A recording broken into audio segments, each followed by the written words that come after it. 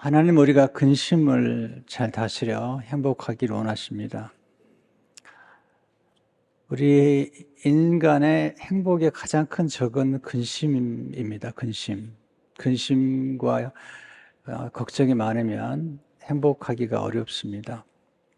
하나님 우리에게 행복을 원하시고 우리의 삶이 풍성하기를 원하시는데 근심은 우리 행복을 깨트리는 가장 큰 장애물 중에 하나입니다. 특별히 근심은 건강에 좋지 않습니다.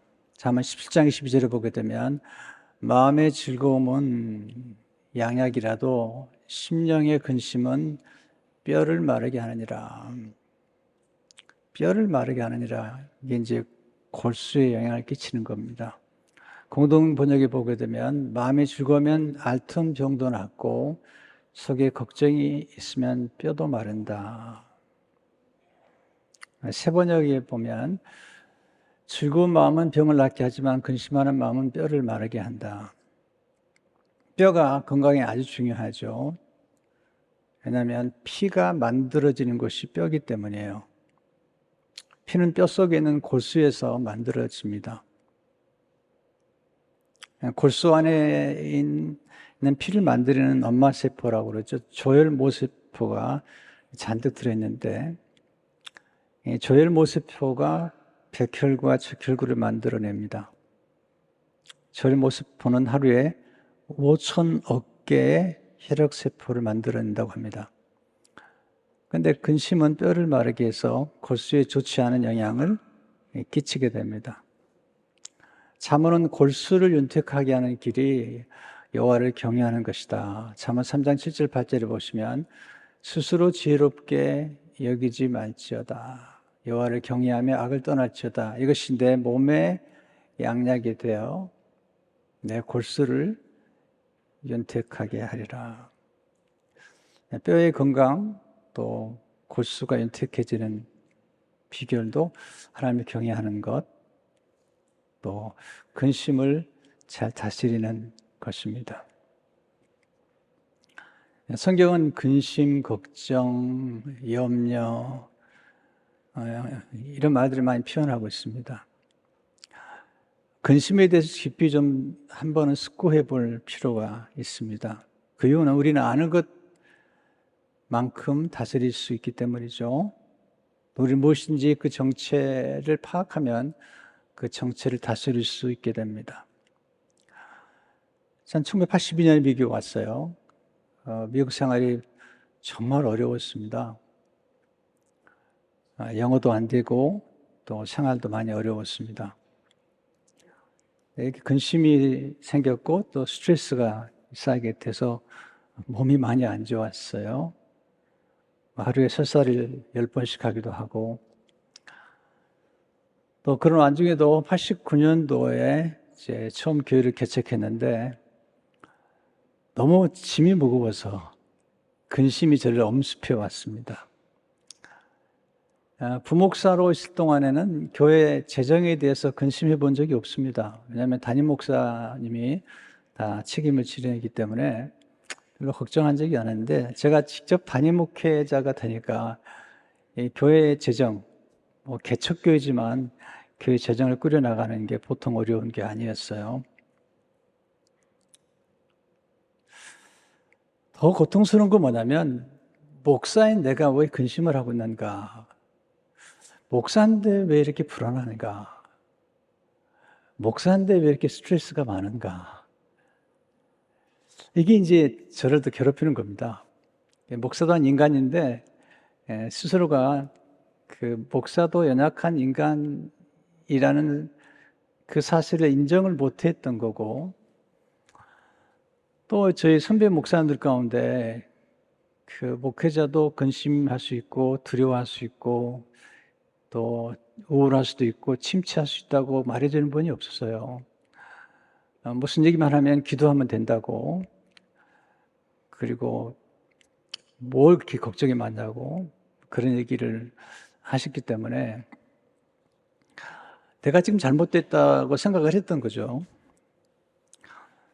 지나고 보니까 그렇지 않아요. 목사도 똑같은 인간에 불과한 거고 목사도 무거운 짐이면 힘들어하는 거죠. 그래서 그 근심에 관한 문제를 심각하게 다루기 시작했어요. 너는 이제 저는 목회자이기 때문에 웬만한 문제를 다 영적으로만 본 거죠. 그런데 근심의 문제나 두려움의 문제는 영적인 것도 관련이 있긴 하지만 대부분이 심리적인 거예요. 심리적인 것. 그러니까 우리의 심리적인 것이 우리 육체에 영향을 끼치고, 그러니까 근심하면 뼈가 마르게 된다. 마음의 즐거우면 양약이 된다. 그러니까 근심이 육체에 영향을 끼치고 또 근심이 영혼에 영향을 끼치는 거죠. 그러니까 근심이라는 이 마음을 어떻게 다루느냐가 아주 중요한 것 중에 하나여서 많은 책들을 보면서 근심의 실체를 이제 분석하기 시작했습니다. 그러면서 이제 꽤 많은 그 지식을 얻게 됐고, 또 지식과 함께 근심을 극복하는 어떤 그런 테크닉, 삶의 기술과 지혜도 많이 얻게 되었습니다. 성경은 이 근심의 문제를 아주 신중하게 다루고 있습니다. 왜냐하면 근심이 깊어지면 우리가 아무것도 할 수 없습니다. 근데 근심을 극복하면 어느 한순간 근심의 문제를 알고 근심을 극복한 다음에는 우리가 인생을 아주 모험하는 삶을 살면서 아름다운 성과도 이룰 수가 있는 것입니다. 오늘 솔로몬은 이제 잠언에서 지혜를 얘기해 주지만 또 솔로몬보다 더 지혜로우신 예수님의 지혜와 함께 오늘 근심의 문제를 조금 다뤄보면 좋겠습니다. 첫째로 지혜란 우리 인간은 근심할 수밖에 없는 존재임을 깨닫는 것입니다. 우리 연약합니다. 근심할 수밖에 없는 존재입니다. 예수님께서 근심하지 말라고 하는 말씀을 주신 까닭은 우리가 근심하는 것을 아시기 때문이죠. 요한복음 14장 1절에 보면 너희는 마음에 근심하지 말라. 하나님을 믿으니 또 나를 믿으라. 그러니까 근심하지 말라는 거죠. 왜냐하면 제자들이 근심하는 걸 알기 때문에. 그래서 근심을 극복하는 길은 하나님을 믿는 길, 예수를 믿는 길이라는 것을 말씀하신 거죠. 마태복음 6장 25절을 보게 되면 그러므로 내가 너에게 이르노니 목숨을 위하여 무엇을 먹을까, 무엇을 마실까, 몸을 위하여 무엇을 입을까 염려하지 말라. 왜냐하면 사람들이 먹는 것과 마시는 것 때문에 염려를 많이 하기 때문이죠. 목숨이 음식보다 중하지 않으며 몸이 복보다 중하지 아니하냐. 성경은 인간을 상한 갈대, 꺼져가는 등불로 묘사하죠. 이사야 40장 3절을 보게 되면 상한 갈대를 꺾지 아니하며 꺼져가는 등불을 끄지 아니하고 진실로 정의를 시행할 것이며. 이게 상처 입은 갈대와 같고요. 그리고 꺼져가는 등불 같고 자신의 문제도 걱정하지만 또 자녀들 때문에 얼마나 걱정이 많아요. 또 자녀가 없는 분들은 또 자녀가 없는 대로 걱정을 하시더라고요. 그러니까 걱정의 문제로 자유로운 분은 없는 것 같아요. 그래서 근심이 찾아오면 일단은 인간이기 때문에 근심할 수밖에 없다. 너무 자신을 자책하거나 정죄하지 말고요. 왜냐하면 몸이 아프거나 또 어려운 문제가 생기거나 또 자녀들 가운데 어려운 문제가 생기면 어떻게 근심하지 않을 수 있겠어요. 또 인간이라는 것은 즐거워하면서도 마음에 근심이 있는 거죠. 잠언 14장 13절을 보면 웃을 때에도 마음에 슬픔이 있고 즐거움의 끝에도 근심이 있느니라. 또 근심 가운데 차원 높은 근심이 있죠. 바울 같은 경우는 차원 높은 근심을 갖죠. 고린도서 7장 10절을 보게 되면 하나님의 뜻대로 하는 근심은 후회할 것이 없는 구원에 이르게 하는 회개를 이루는 것이요 세상 근심은 사망을 이루는 것이니라. 그러니까 하나님의 뜻대로 하는 근심은 좋지만 세상 근심은 전혀 도움이 안 된다는 거죠. 사망을 이루는 것이다. 그러니까 예수 믿는 우리들도 차원 높은 근심을 하면 좋지만 예수 믿는 사람들도 연약한 인간이기 때문에 세상 근심을 많이 하게 되는 겁니다. 우리가 근심을 다스려야 되는 이유는 근심은 행복의 걸림돌입니다. 또한 근심은 좋은 관계를 형성하는데 걸림돌이 됩니다. 근심 많은 사람 옆에 가면 그냥 같이 불안해지잖아요. 또 근심은 좋은 기회를 놓치게 되죠. 자꾸 우유부단하잖아요. 근심이 많다 보면 우유부단하게 됩니다. 그러다 보면 정말 좋은 기회가 평생 한 3번은 찾아온다고 그러잖아요. 물론 작은 기회는 많이 오지만 아주 결정적인 좋은 기회는 한 3번 정도 찾아오는데 그 결정적인 좋은 기회를 놓쳐버리는 거예요. 이제 우리 교회가 시작돼서 3년 정도 지났을 때 그 사이에 이제 많은 여러 건물들을 보다가 이 땅이 이제 나온 거죠. 우리가 지금 그 예배드리는 이 땅이 나왔는데 이 땅을 구입하는 과정에서 참 많은 근심을 하게 되더라고요. 또 여러분들이 근심을 하게 만드는 거예요. 제가 볼 때는 굉장히 좋은 기회고 또 결정적인 기회고 이런 기회는 다시 올 수 없는 기회라는 생각이 드는데 이 땅을 사면 안 된다, 오염이 됐다, 시청에 문제가 많다, 시청에서는 아주 두 손을 들었다, 뭐 이런 얘기들을 막 하고 또 어떤 분은 은행에 관련된 분인데 은행에서 절대로 융자를 안 해주니까 그 사면 안 된다 그러고 막 그런 분들이 참 많았어요. 그래 뭐 참 많이 고민이 됐죠.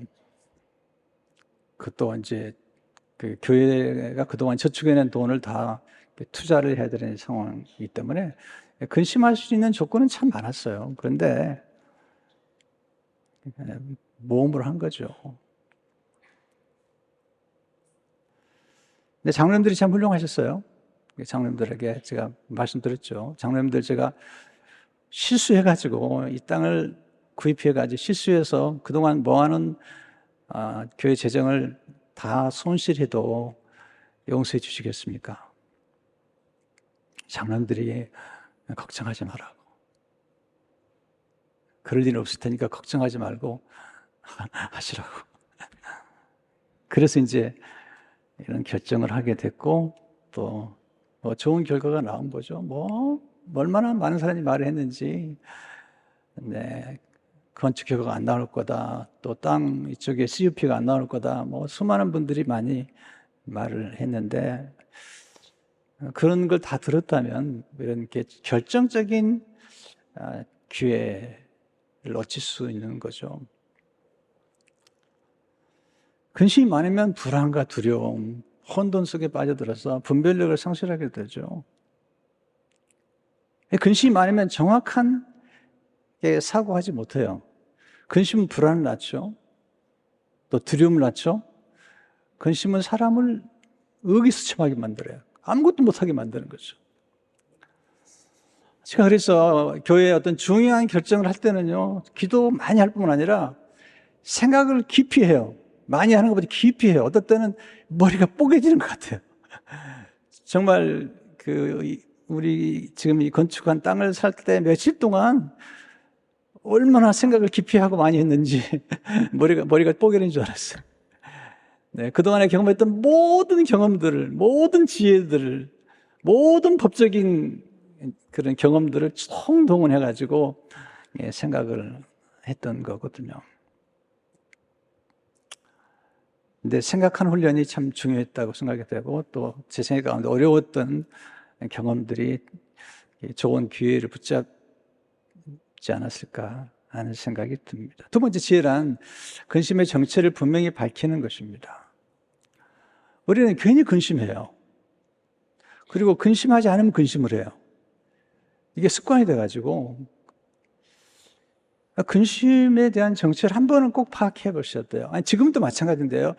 여러분들이 어떤 근심이 있으면 그 근심을 한번 들여다보세요. 내가 뭐 때문에 근심하는가? 또 이 문제 때문에 내가 망한다면 도대체 얼마나 망할 것인가? 뭐 우리 인생 한 번인데 뭐 그렇게 생각하면 아무것도 못 하잖아요. 모험을 해보는 거죠. 어떤 분은 결혼하는 걸 굉장히 근심을 많이 해요. 결혼 못 하는 거죠. 그래도 한번 해보는 거죠, 그냥. 그렇게 얘기를 하면 안 되고. 그렇지만, 해보는 거죠. 네. 그 두려워서 못하면 못하는 거죠. 뭐 사업도 마찬가지죠. 뭐 처음에 성공한 사람이 어디 있어요? 뭐 보통 3번, 4번, 5번 그렇게 실패하고 뱅크럽시하고 그러면서 월트 디즈니 같은 사람이 나오는 거고 락펠러 같은 사람도 나오는 거죠. 처음부터 뭐 그렇게 사업하면서 계속 실패 안 하고 계속 성공하는 사람이 없어요. 그런 사람 없습니다. 그래서 우리가 책을 읽어야 돼요. 전기, 또 자서전 읽게 되면 그 인생에서 뭔가 이룬 사람들이 얼마나 많이 고생을 했고 얼마나 뱅크럽시를 하고 사회에 실패하고 패배하고 아브라함 링컨 같은 경우는 계속 실패하는 거죠. 그러다가 대통령이 되는 거잖아요. 그러니까 실패가 두려우면 아무것도 못하는 거죠. 그래서 문제에 대한 깊은 생각을 한번 해볼 필요가 있는 거죠. 첫째, 근심은 마음의 생각에서 나오는 거죠. 그래서 생각을 조심해야 돼요. 염려란 말을 사전에 찾아보니까 염려란 앞일에 대하여 여러 가지 마음을 써서 걱정함 또는 그런 생각, 아직 오지도 않은 앞일에 대해서 막 생각하는 거죠. 염려란 한문을 보니까 생각하렴, 생각하려, 두 한문 다 아래가 마음 심자가 담겨 있어요. 그래서 근심을 잘 다스리는 것은 마음의 생각을 잘 다스리는 거죠. 근데 이거 아셔야 돼요.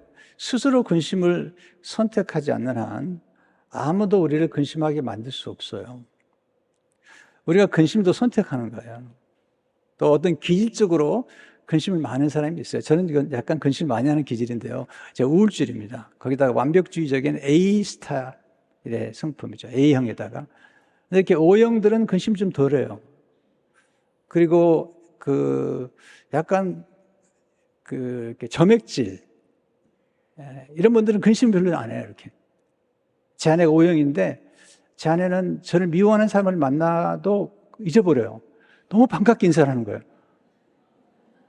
막 그분이 당황을 해요. 제가 목사님을 괴롭혔는데 사모님 만나가지고 너무 반갑게 인사를 하는 거예요. 제 아내가. 그러니까 제 아내가 그래요.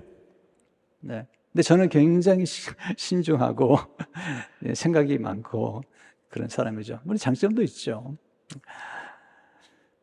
그러니까 본인 스스로가 알아야 되는 거고요. 또 그런데 선택을 하면 얼마든지 근심을 또 안 할 수도 있죠. 근데 마음의 생각을 근심으로 채우잖아요. 근심이 자꾸 커져요. 이 가십이라는 거 있잖아요. 다른 사람들이 막 말하는 거 있잖아요. 가십이나 문제는요, 만질수록 커져요. 근심도 만지면 자꾸 커져요. 안 만지면 자꾸 작아져요. 그러니까 우리가 근심에 관심을 가지면 근심이 충만해져요. 그러면 말씀이 우리 안에서 역사할 수가 없어요. 하나님 말씀이 살아서 활동하는데 그 말씀의 기운을 빼앗는 게 무엇이냐? 이게 근심이거든요. 그래서 근심을 극복하는 길은 근심이 충만해지기 전에 말씀을 충만하게 채우는 거죠. 골로새 3장 16절을 보게 되면 그리스도의 말씀이 너희 속에 풍성히 거하여 모든 지혜로 피차 가르치며 권면하고 시와 찬송과 신령한 노래를 부르며 감사하는 마음으로 하나님을 찬양하고 하나님의 말씀이 충만하면 근심이 떠나는 거고요.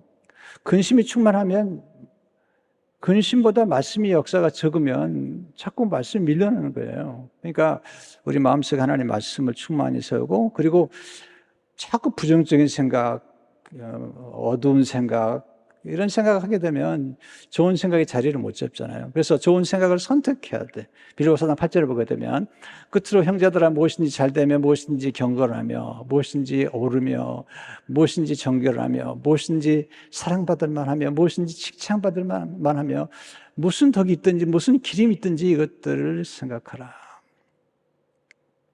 생각하라는 거죠. 어떤 분은 생각 선택하기 어렵대요. 여러분 그건 거짓말입니다. 여러분이 마음만 먹으면 얼마든지 선택할 수 있어요. 여러분 유튜브 뭘 볼 것인가를 선택하잖아요. 그렇다면 생각도 선택할 수 있는 거죠. 텔레비전 채널을 선택하잖아요. 선택할 수 있는 거죠. 좋은 생각을 얼마든지 선택할 수 있는데 우리가 근심하는 생각을 스스로 선택하는 거예요. 그게 근심이 습관이 되는 거죠. 근심이 익숙해진 거죠. 이게 좋은 게 아니거든요. 근심이 익숙해지면 근심하지 않으면 근심을 해요. 이게 좋은 게 아니에요. 그 근심이 우리에게 행복을 주진 않아요. 근데 근심에 익숙해지거나 근심을 자꾸 습관해버리면 좋지 않죠. 생각들을 자꾸 깊이 하면서 사로잡아 와야 돼요. 그리스도에게. 그래서 고린도서 10장 5절을 보게 되면 하나님 아는 것을 대적하여 높아진 것을 다 무너뜨리고 모든 생각을 사로잡아 그리스도에게 복종하게 하니. 자, 우리가 하는 생각들이 우리 안에서 나온 것만은 아니에요. 우리가 보다가 나오고요. 뭐 유튜브 보다가 텔레비전 보다가 나오는 거예요. 이렇게 나오는 거예요. 밤에 잠자기 전에 좋지 않은 거 보면요. 자꾸 나오는 거예요. 이렇게. 꿈에 나오는 거죠. 누구한테 듣는 말이 오는 거. 그러니까 내게 찾아오는 모든 생각이 내게서 나왔다고 또 너무 자기를 정죄하면 안 돼요. 왜냐하면 들은 말이 내게서 생각하고 마귀가 예수를 팔 생각을 가룟유다에게 넣었어요. 마귀가 예수를 팔 가룟유다의 생각을 넣은 거죠. 마귀가 주는 생각도 있고요. 세상의 생각이 있고요. 또 어떤 사람은 째려보니까 그냥 그 째려본 것 때문에 하루 종일 생각하는 거예요. 왜 째려봤지? 그러니까 우리가 하는 생각들이 모두 내게서 나온 것이 아니에요. 근데 우리가 보는 것과 듣는 것과 읽는 것이 우리에게 영향을 주기 때문에 우리가 생각을 잘 하려면 보는 것과 읽는 것과 또 듣는 것과 우리가 만나는 사람들을 잘 선택해야 돼요. 또 뭐들은 계속 불평하고 원망하고 말하잖아요. 제가 다음 시간에 말씀드리겠지만 그러면 계속 그냥 같이 원망이 그냥 충만해지는 거죠. 부정적이고 무조건 안 된다고 그러고 뭐 기도해도 돼? 뭐 예수 믿으면 돼? 뭐 이렇게 놈들. 뭐 그런 분들과 만나면 그냥 그렇게 되는 거예요. 두 번째, 근심은 마음이 나뉘우는 산만함이에요. 마음은 집중할 때 고요하게 되죠. 집중은 엄청난 힘을 주는 거예요. 그러니까 집착은 좋지 않은 거예요. 쓸데없는 거 집착하는 거. 네, 집착은 쓰레기를 만드는 거예요. 집중은 한 곳에 집중하기 때문에 집중하게 되면 몰입하게 되고 몰입하게 되면 자기를 잊어버려요. 자기를 잊어버리면 근심도 잊어버려요.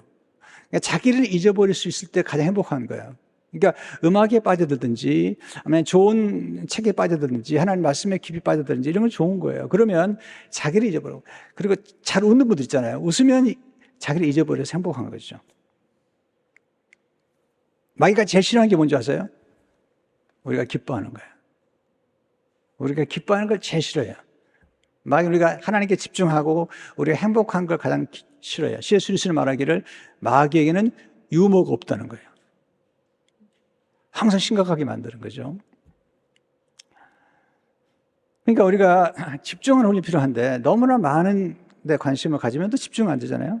로마서 10장 40절 41을 보게 되면 주께서 대답하여 이르시되 마르다야 내가 많은 일로 염려하고 근심하나 몇 가지만 하든지 혹은 한 가지만이라도 족하니라. 마리아는 이 좋은 편을 택하였으니 빼앗기지 아니리라 하시니라.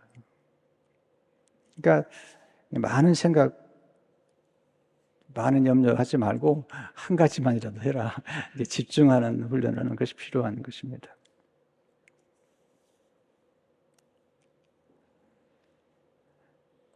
사람은 무엇인가 집중하는 동안에는 근심이 함께하지 못하죠.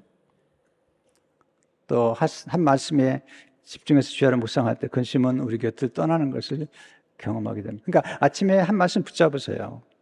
또 성경 암송인데 한 말씀만 붙잡으세요. 그리고 그 말씀 하루 종일 묵상하는 거죠. 저는 어느 날 어떤 때 여호와는 나의 목자시니 내게 부족함이 없으리로다. 이 말씀을 가지고 며칠 동안 계속 묵상한 적도 있어요. 여호와는 나의 목자시니 내게 부족함이 없도다.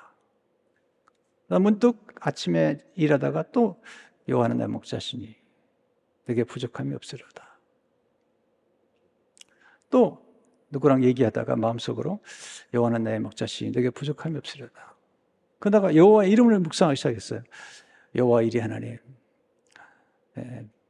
앞서 행하시고 미래 예비하신 하나님, 여호와 니시 하나님, 승리를 주신 하나님.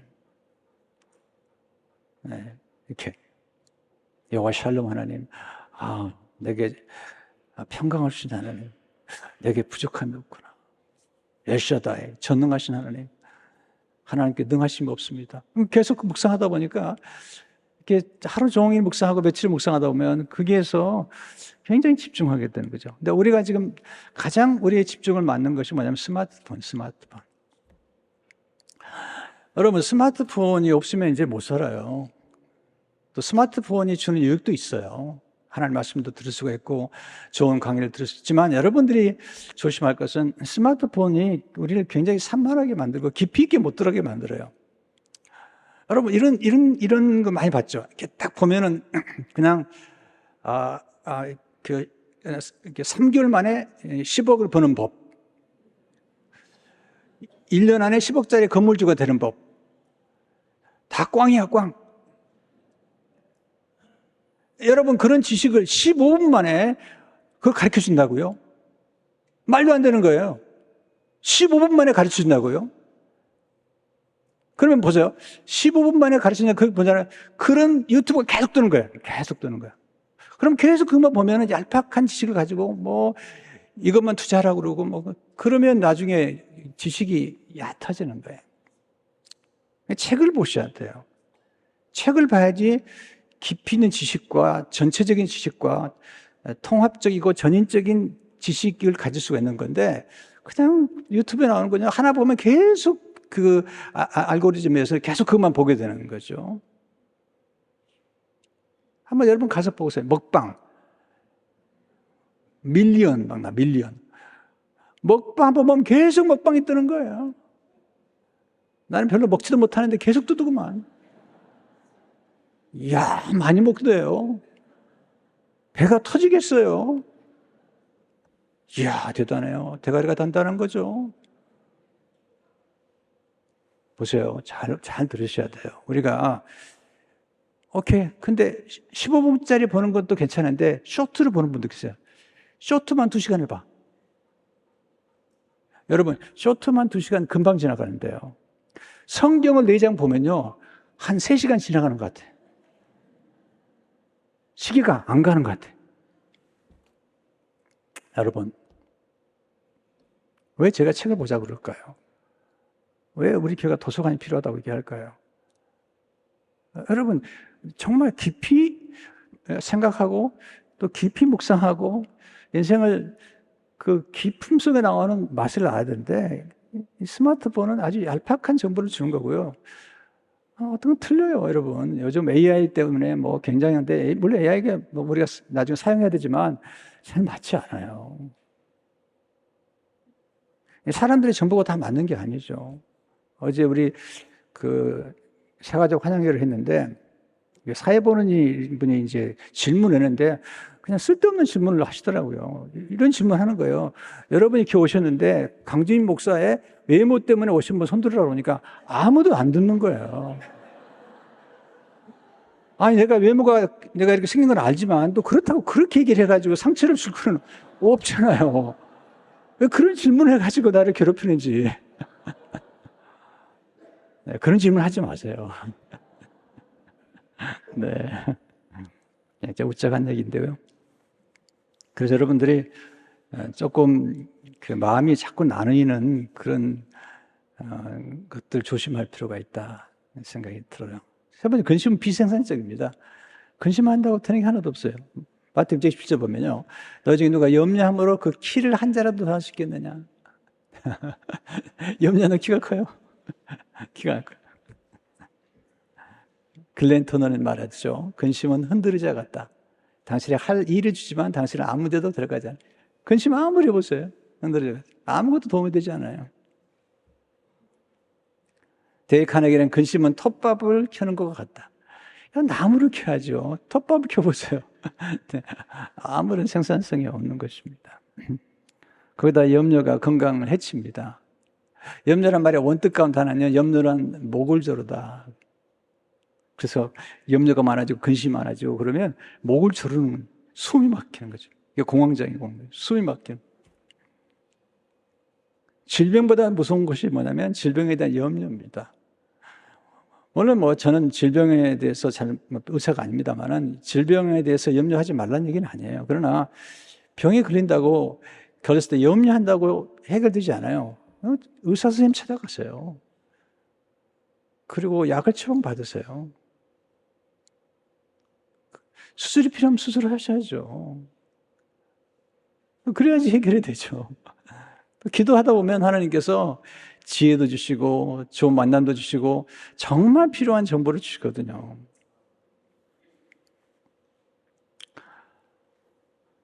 알렉스 카렐 박사가 이런 말 했어요. 근심과 맞서 싸우는 방법을 알지 못하는 사람은 일찍 죽는다. 그러니까 근심을 극복해야 됩니다.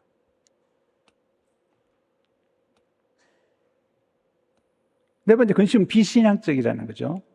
근심하게 되면 믿음이 작아져요. 말씀을 들으면 믿음이 커져요. 기도하면 믿음이 커져요. 그런데 비신앙적일 수 있다. 마태복음 6장 30절 37절을 보게 되면 오늘 있다가 내일 아궁이에 던져지는 들풀도 하나님 이렇게 입히시거든. 하물며 너희가 뭐냐? 믿음이 작은 자들아. 그럼 우리 염려에 이르기를 무엇을 먹을까? 무엇을 마실까? 무엇을 입을까? 하지 말라. 믿음이 작은 자들아. 믿음이 작아지면 자꾸 근심이 커지는 거죠. 근데 하나님의 말씀 듣고 자꾸 믿음을 키우고 또 하나님의 말씀을 실천하고 순종하다 보면 우리 믿음이 성장하는 것들을 보게 됩니다.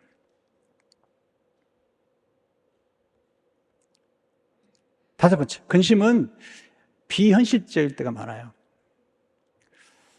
근심의 대부분은 과거와 미래의 문제예요. 오늘 당장 오늘 하루 동안은 그냥 살아갈 수 있어요. 근데 옛날 일과 미래 일을 너무 걱정하는 거죠. 저도 생애 살아보면서 내가 꿈을 너무 작게 가진 것 가지고 후회를 해요. 왜냐하면 하나님 크신 분이더라고요. 그러니까 정말 꿈을 크게 가져보는 것 좋은 거죠. 또 믿음을 좀 크게 가지지 못했을까 왜. 이런 생각을 하는 거죠. 살아오면서 어떤 분은 정말 큰 꿈을 가지고 그 하늘의 별처럼 바닷가의 모래처럼 이런 큰 꿈을 가지고 일하는 분이 있는가 하면 너무 꿈이 작았다. 또 하나는 쓸데없는 걱정을 너무 많이 한 거예요. 물론 어떤 필요한 걱정도 있지만 쓸데없는 걱정, 일어나지도 않을 걱정을 너무 많이 했던 거죠. 그래서 지나간 과거, 돌이킬 수 없는 과거, 우리는 그 과거를 너무 재활용하잖아요. 재활용.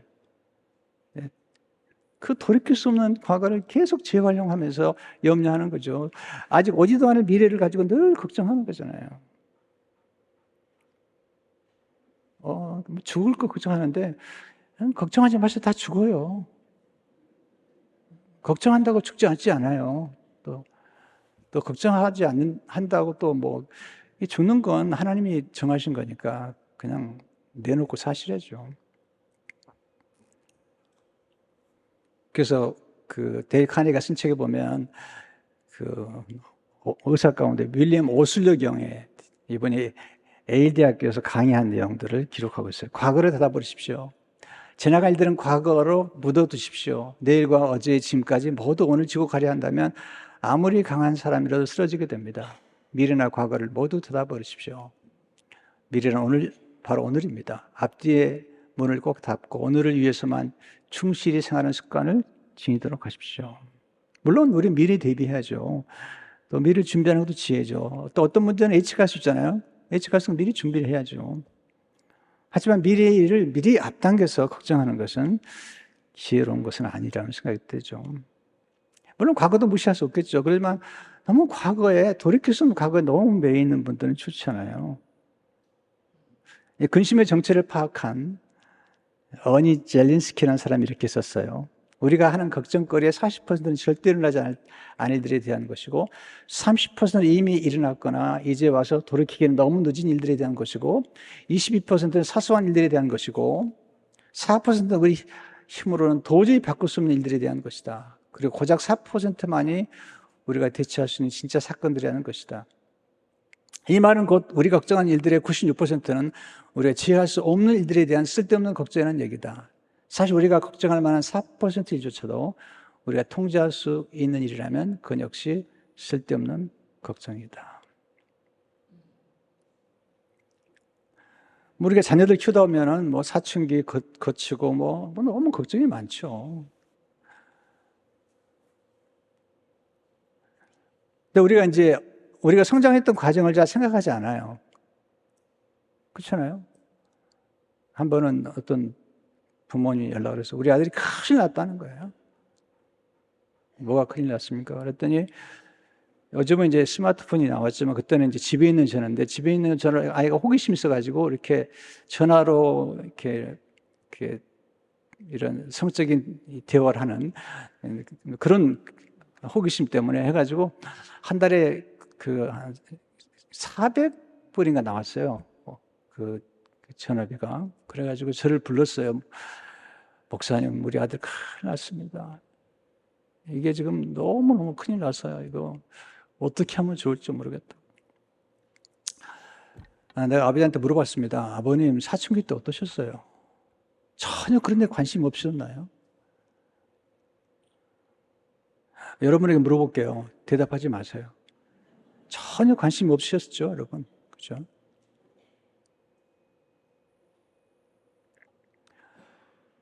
다 지나가는 겁니다. 다 관심 갖고 그럴 때 지나가다가 이제 다 크는 거죠. 정상입니다. 그래서 용서해 주시고 아들 믿어 주십시오. 네. 그리고 아이를 만나서 내가 다 이해한다. 내 나이에 그런 관심을 갖는 건 좋지만 너무 지나친 건 좋지 않다. 네가 공부 열심히 해가지고 결혼하면 된다. 그래서 결국 UCLA에 들어갔어요. 그리고 지금 잘 살고 있습니다. 그리고 너무 쓸데없는 걱정을 많이 하죠. 그리고 우리 사춘기 때는 어떤 생각했는지 무슨 책을 봤는지는 전혀 생각하지 않고 완벽한 것처럼 아주 거룩한 것처럼 생각하죠. 여러분 얼굴에 반응이 없는 거 보니까 내가 지금 뭔가 오해하고 있는 것 같은데 여러분 정말 대단하십니다. 훌륭하셔요.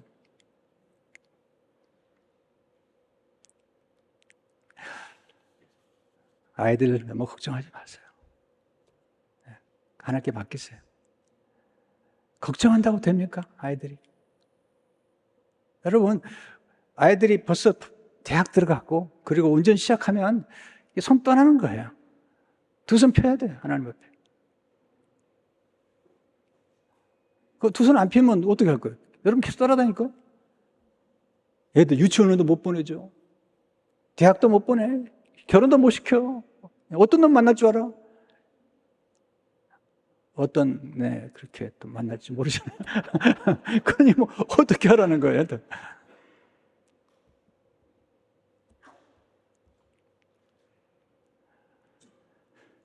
자, 이제 마지막으로 이렇게 좀 짧게 해야 되는데, 근심을 다스리는 지혜를 매일의 삶 속에 적용하세요. 근심하지 않는 방법, 제일 좋은 방법. 첫째로, 근심하지 마세요. 순종하세요. 전혀 근심하지 말라고 그랬잖아요. 선택하는 거예요. 근심 안 하기로 선택하는 거죠. 요한 14절을 보세요. 너네 마음에 근심하지 말라. 마태복음 15절을 보세요. 염려하지 말라. 마태복음 33절 보세요. 그러면 내일 일을 위하여 염려하지 말라. 염려하지 않기로 선택한 순종. 어떤 분이 아이가 열 아이를 키우는 분이 있었어요. 내가 이런 책에서 읽은 거예요. 10아이를 키우는데 남편이 돌아가셨어요. 10아이를 혼자 키워야 되는 거야. 마침 신앙이 좋았습니다. 하나님 기도하겠습니다. 하나님, 내가 이제 혼자서 10아이를 키워야 되는데 염려는 하나님께 맡기겠습니다. 저는 열심히 일만 하겠습니다. 그리고 염려를 하나님께 맡기고 열심히 일만 해가지고 잘 키웠어요.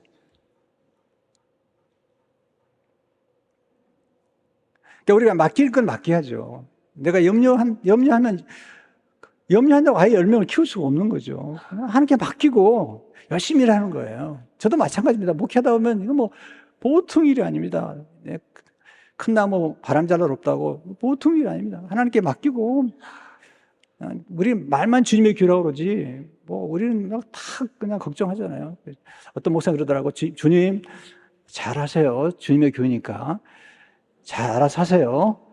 그렇게 기도한다고 그러더라고요. 나는 그렇게 기도 못 해봤지만 가끔 그런 배짱. 주님의 교신이 잘 알아서 하세요. 요즘 좀 어려운데 잘 알아서 하십시오. 우리 동업하는 거 아닙니까? 나한테만 맡겨놓지 마시고 주님도 잘 알아서 하십시오. 또 우리가 자녀들 하나님의 자녀라고 그러잖아요. 그죠? 말만 그렇죠? 하나님께 얘기하죠. 하나님 자녀라면서요. 하나님 우리 같이 키웁시다. 맡기는, 훈련은 하는 것도 좋은 것이죠. 어떨 때는요, 아주 심플한 것이 우리 생애를 만들어가죠. 내가 시간을 갖지만 내가 한마디 해야 되겠어요. 네. 어떤 분이 이 종이를 찢는 버릇이 생긴 거예요. 자꾸 내가 미군 육군 군목 학교에 갔을 때 제가 그 심리학과 교수이 가르치는 얘기를 하는데요. 자꾸 이거 어떻게 하는 거예요? 그래가지고 한 상당을 찾아갔어요. 찾아갔더니 뭐 아주 어릴 적부터 이거 찢는 버릇이 있었느냐 없었느냐 물어보더라는 거예요. 그러면서 뭐 약을 처방해주고 뭐 과거를 다 쓰라고 그러고 말하고 그래요. 안 되는 거죠. 두 번째 찾아갔더니 또 뭐 환경이 어떠냐고 물어보고 안 되는 거죠. 이제 세 번째 상담자를 찾아갔더니 딱 보더니 찢지 마세요. 그래서 안 찢어가지고 좋아졌다는 거예요. 찢지 마세요, 그냥. 염려하지 마세요. 어떨 때 너무 단순한 것 같은데, 그러나 이런 단순한 것들이 우리 삶에 굉장히 도움이 될 수 있잖아요. 두 번째, 염려를 기도와 감사와 자족으로 바꾸셔야 돼요. 빌립보 4장 6절 7절이 정말 중요한 말씀. 아무것도 염려하지 말고 다만 모든 일에 기도와 간구로 너희 구할 것을 감사함으로 하나님께 아뢰라. 그리하면 모든 지각에 뛰어난 하나님 평강이 그리스도 예수 안에서 너희 마음과 생각을 지키시리라. 염려는 타락한 관심이고요. 타락한 상상력이에요. 우리는 염려하면요, 별 상상을 다 합니다. 남편이 조금만 늦게 들어와도요, 교통사고가 나가지고 병원에 입원해 있고, 또 어떤 분이 장례까지 치르고, 또 내가 또 결혼 또 해야 되나 안 해야 되냐, 뭐, 그냥 한 몇 분 안에 별 상상을 다 하는 거예요. 이게 얼마나 상상력이, 이런 상상을 타락한 상상이라고 해요. 타락한 관심. 쓸데없는 상상을 하는 거예요. 그런 일이 혹시 일어날지 모르지만 거의 일어나지 않습니다. 비행기 타가지고 떨어지는 확률은 100만 불, 1000만 불이래요. 그 떨어지면 보험금이 많다고 그러더라고요. 여러분은 그런 확률이 없으니까 걱정하지 마세요.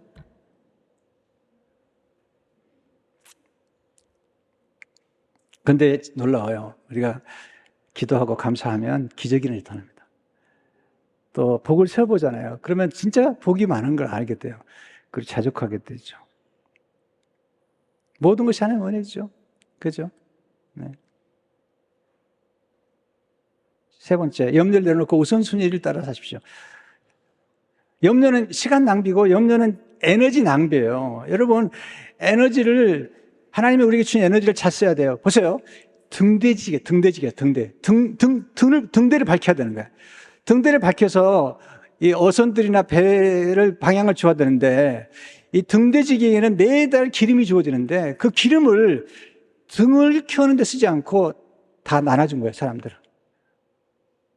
그래가지고 폭풍우가 부는 날 배들이 다 그냥 부딪히고 말았죠. 왜 그렇죠? 등대에 쓸 기름을 등대를 밝히는 쓰지 않은 거죠. 하나님 우리에게 주신 에너지가 있잖아요. 그 에너지가 기름인데 그 에너지를 좋은 데 많이 쓸 수 있는데 걱정하는데 다 소비해버리는 거죠. 그래서 마태복음 34절 보면 그러지 너희는 먼저 그의 나라와 그 일을 구하라. 그러면 이 모든 것을 너에게 더하시라. 목적지향적인 삶, 그리고 비전을 계속 교회가요. 저는 지금도 꿈을 꿉니다.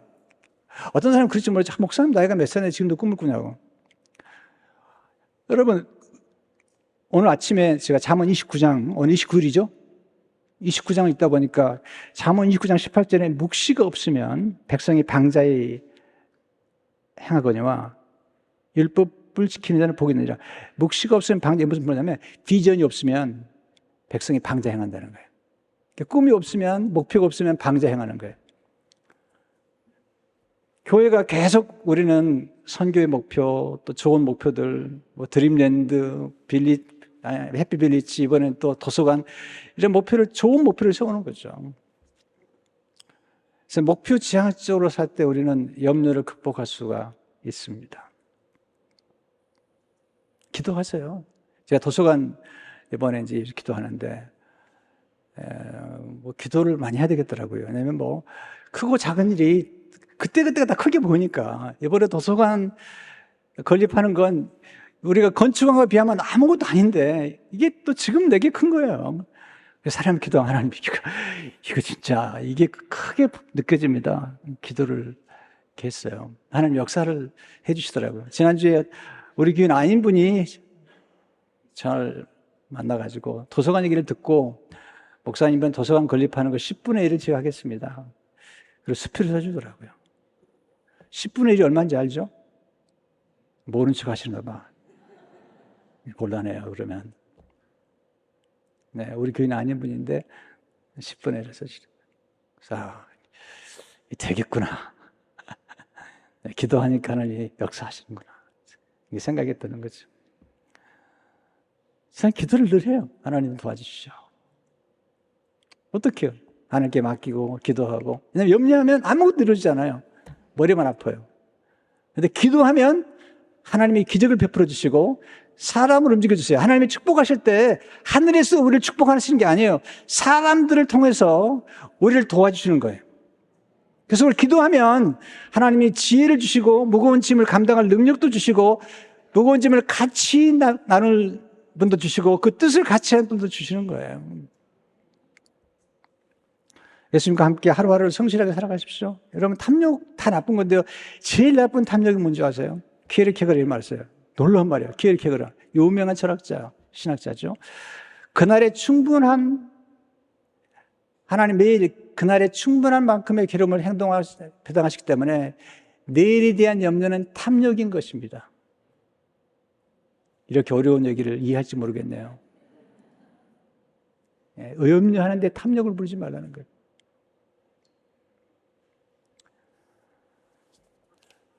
큰 꿈을 꾸세요.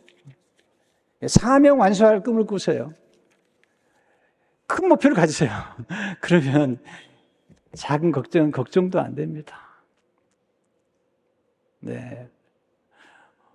오늘 하나님이 말씀하셨어요. 염려하지 말라.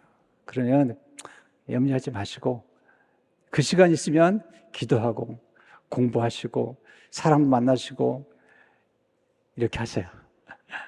여러분, 이 말씀으로 승리하시기를 주의 이름으로 축원합니다.